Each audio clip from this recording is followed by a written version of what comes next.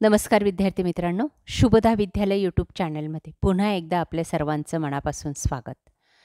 आज आपण इयत्ता 10वीच्या वर्गाचा टेक्निकल विषयाचा तास घेणार आहोत आणि या तासाला आपण टेक्निकलची प्रथम सत्र परीक्षेची प्रश्नपत्रिका चालू शैक्षणिक वर्षाची उत्तरासहित सोडवणार आहोत.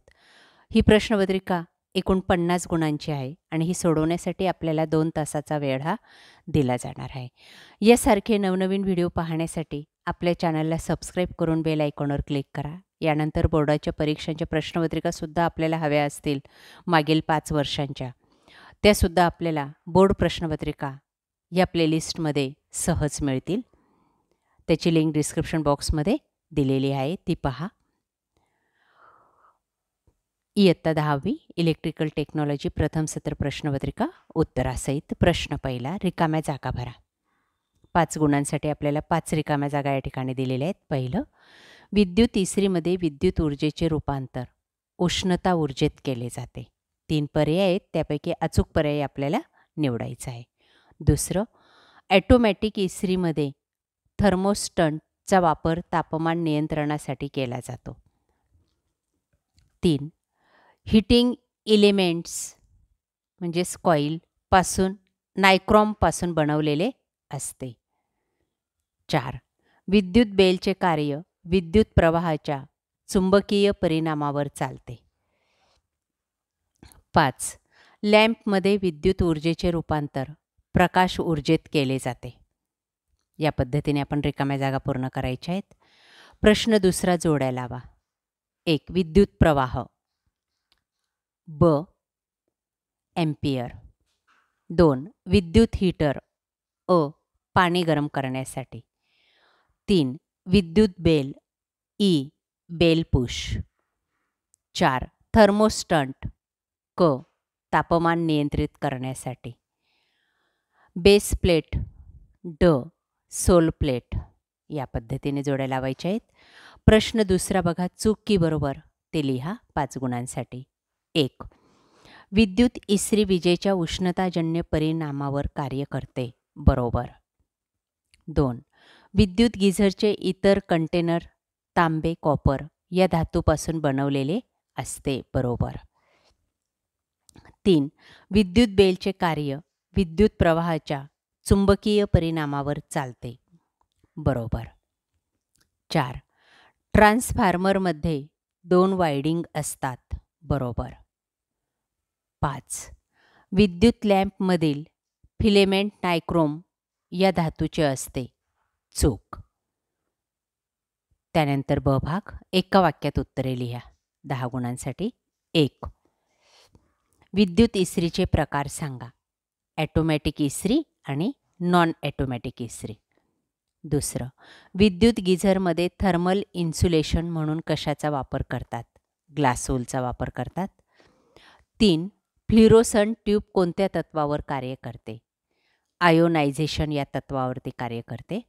4, ट्रान्सफॉर्मर कोणत्या तत्वावर कार्य करतो? म्युच्युअल इंडक्शनवर काम करतो. 5, रेक्टिफायरचा उपयोग लिहा.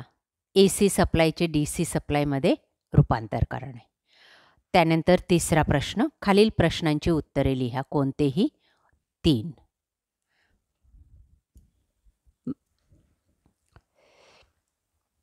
1, सिंगल स्ट्रोक बेलची सुबक आकृती काढून भागांना नावं द्या.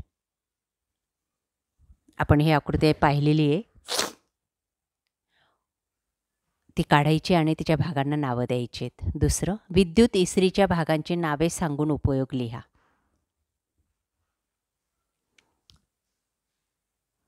3, दुसऱ्याचं उत्तर पाहू आपण. विद्युत इस्त्रीच्या भागांची नावे सांगून उपयोग लिहा. बघा या ठिकाणी, नॉन ॲटोमॅटिक इस्त्री. या इस्त्रीमध्ये base plate, heating element, asbestos, pressure plate, cover plate हे भाग असतात. ॲटोमॅटिक इस्त्रीमध्ये यात base plate, cover plate, handle, terminal housing, thermostat, switch, temperature control, knob, supply cord हे भाग असतात. त्याचे उपयोग बघा खाली दिलेत. बेस प्लेट उष्णता पसरवली जाते. हीटिंग एलिमेंटमध्ये मायकोशीटचे आच्छादन असते. प्रेशर प्लेटमध्ये हीटिंग एलिमेंटवर बसवलेली असते. हँडलमध्ये बॅकेलाईटपासून ती बनवलेली असते. त्यानंतर तिसरा प्रश्न आहे, इंजिनिअरिंग ड्रॉइंगमधील कोणत्याही 3 रेषांचे प्रकार सांगून त्यांचे उपयोग लिहा. बघा त्या प्रश्नाचं उत्तर या ठिकाणी. 1 वस्तुरेषा, वस्तूचा आकार दाखवणे. 2 मध्यरेषा, वस्तूचा मध्य दाखवणे. आणि 3 तुटक रेषा, देखाव्यातील न दिसणारे भाग दाखवणे. आपण यांच्या आकृत्यासुद्धा काढू शकतो आणि जास्तीत जास्त मार्क्स मिळू शकतो. चौथा प्रश्न आहे, LED लॅम्पचे कोणतेही 5 फायदे लिहा. बघा ते फायदे खाली दिलेले आहेत. LED लॅम्पचे फायदे: 1 आकाराने लहान असतात. 2 वायरिंग कॅप असल्याने ते कोठेही जोडता येतात. 3 विषारी पदार्थाचा वापर केलेला नसल्याने पर्यावरणाला पूरक असतात. 4 उष्णता निर्माण होण्याचे प्रमाण अल्प असते. 5 इन्फ्रारेड अल्ट्राव्हायोलेट किरणांपासून ती मुक्त असतात. 5वा प्रश्न आहे, विद्युत गिझरची कार्यपद्धती लिहा. बघा या ठिकाणी उत्तर, विद्युत गिझरची कार्यपद्धती: वीज पुरवठा सुरू केल्यानंतर इनलेट पाईपमधून आत गेलेले थंड पाणी हीटिंग एलिमेंटच्या संपर्कात येते व गरम होऊन आउटलेट पाईपमधून बाहेर पडते. इंटेनरमधील पाण्याचे तापमान वाढू लागले की थर्मोस्टेटची धातूची नळी प्रसरण पावते. थर्मोस्टेट खालील दिशेने ओढला जाऊन थर्मोस्टेट स्विचची कॉन्टेंट ओपन होतात व गरम पाणी मिळते. अशा प्रकारे आज आपण इयत्ता 10वीची इलेक्ट्रिकल टेक्नॉलॉजीची प्रथम सत्र परीक्षेची प्रश्नपत्रिका उत्तरासहित सोडवलेली. आपल्याला हा व्हिडिओ नक्कीच उपयोगी ठरणार आहे. यासारखे नवनवीन व्हिडिओ पाहण्यासाठी आपल्या चॅनलला सबस्क्राईब करून डिस्क्रिप्शन बॉक्समध्ये दिलेली प्लेलिस्ट अवश्य पहा. थँक्यू.